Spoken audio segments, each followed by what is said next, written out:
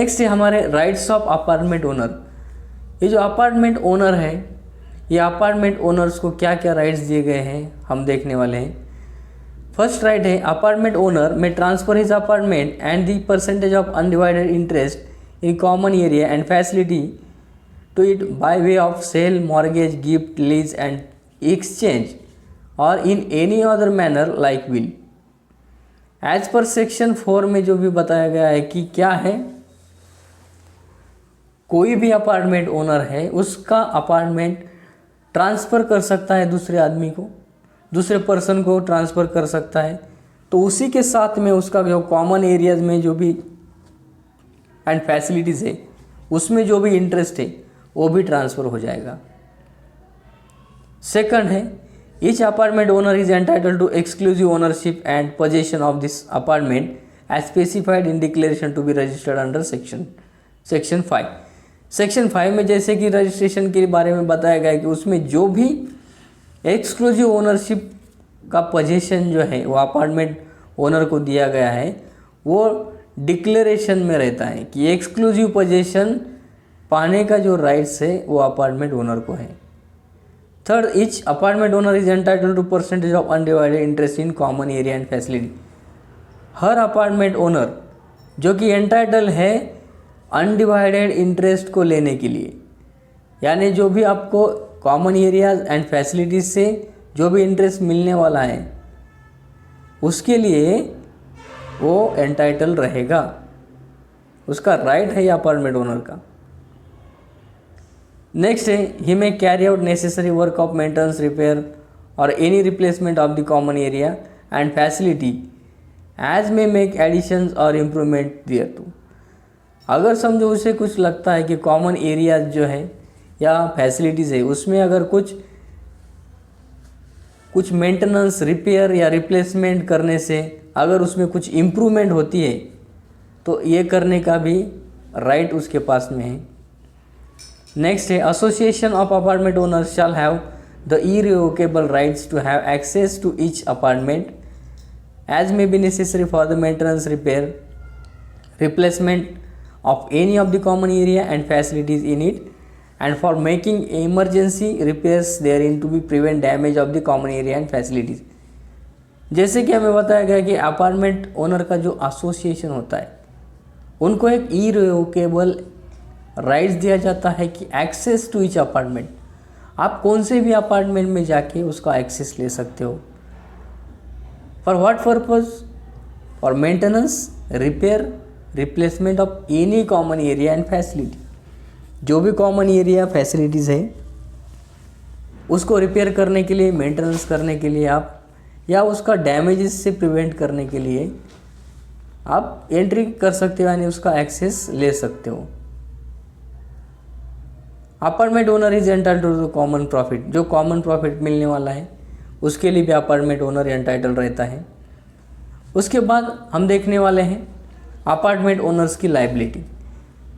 Apartment owners की liability हमें under section 13 में बताए गए हैं कि क्या उसकी लाइबिलिटीज़ हैं।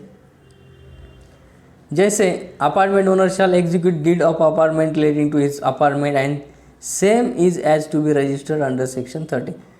जैसे एज पर सेक्शन 13 में क्या करता है, अपार्टमेंट ओनर को जो भी डीड बनाता है उसको एग्जीक्यूट करता है, ये एग्जीक्यूट करने की लाइबिलिटी अपार्टमेंट ओनर की होती है। Second, each apartment owner shell comply strictly with the bylaws and administrative rule and regulation and with the covenants, conditions and restrictions set for the declaration of the और in the deed.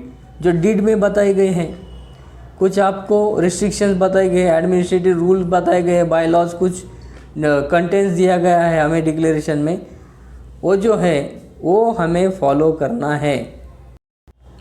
Next, no apartment owner shall do any work which could jeopardize the soundness or safety of the property, reduce its value or impair any assessment or hereditament work, or apartment owner shall not add any material structure or excavate any additional basement or cellar without the unanimous consent of all the other apartment owners. जब तक आप दूसरे apartment owners से consent नहीं लेते तब तक आप अपार्टमेंट में कुछ भी अनसाउंडनेस क्रिएट होने वाली जैसी चीज़ें नहीं कर सकते। जैसे कि कुछ रिपेयरिंग करना है या कुछ आपको एक्स्ट्रा अटैचमेंट देनी है जो कि अदर अपार्टमेंट ओनर को जियोपार्डाइज करता है, यानी उनके ऊपर कुछ इफेक्ट करता है, उसका वैल्यूएशन रिड्यूस करता है। ऐसी चीज़ें आपको नहीं करनी है एज पर सेक्शन 8। उसके बाद बताया गया है कि common expenses shall be charged to the apartment owner according to the percentage of the undivided interest in the common area and facilities. अभी ये कॉमन एक्सपेंसेस जो है एज पर चार्ज किया जाएगा। कैसे? According to the percentage of the undivided interest. आपका apartment में कितना अनडिवाइडेड इंटरेस्ट है, आपका कॉमन एक्सपेंसेस उतना ही आपको लगेगा, वो आपको देना ही पड़ेगा।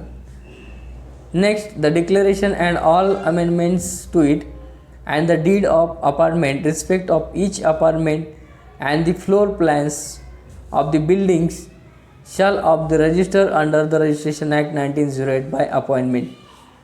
As per section 13 जो भी डिक्लेरेशन है या ऑल अमेंडमेंट्स रहेगी, डीड जो भी है, डीड बनाने के लिए या रजिस्ट्रेशन करने के लिए आपको एज पर रजिस्ट्रेशन एक्ट 1908 तहत आपको वो फ्लोर प्लान जो है या अपार्टमेंट का जो भी डिटेल्स है उसके हिसाब से आप लायबल रहोगे कि वहाँ पे आप रजिस्ट्रेशन करना है। नेक्स्ट है, no apartment owner shall exempt himself from liability of his contribution towards the common expense by waiver of the use of enjoyment of any common use of common area and facilities by abandonment of apartment. As per section 17 ये बताया गया कि ऐसा कोई भी apartment owner नहीं बोल सकता कि ये कॉमन एरिया जो है, कॉमन फैसिलिटीज़ जो है, इसमें मुझे इंटरेस्ट नहीं, मुझे इसका राइट नहीं चाहिए, मैं उसको वेव करता हूँ, मैं उसको छोड़ देता हूँ, मुझे ये नहीं चाहिए, तो इसके लिए मुझे कोई भी एक्सपेंसेस आप नहीं लगा सकते। ऐसी बात नहीं है, इससे आपको एग्जम्प्ट नहीं किया जाएगा। अगर आप अपार्टमेंट ओनर हो, आप एक एसोसिएशन में हो, आप वो सोसाइटी के मेंबर हो, तो आपको कॉमन एरियाज फैसिलिटीज़ में इंटरेस्ट देना ही पड़ेगा और उसका एक्सपेंसेस आपको उठाना ही पड़ेगा। आप उसको वे नहीं कर सकते। नेक्स्ट है, apartment is transferable property with in the meaning of law in India in force according to owner is subject to liability under law of transfer. Under the law of transfer ये apartment जो है ये transferable property है और इसका अगर transfer करना है ये प्रॉपर्टी तो as per transfer of property act के तहत आप इसको ट्रांसफ़र कर सकते हो।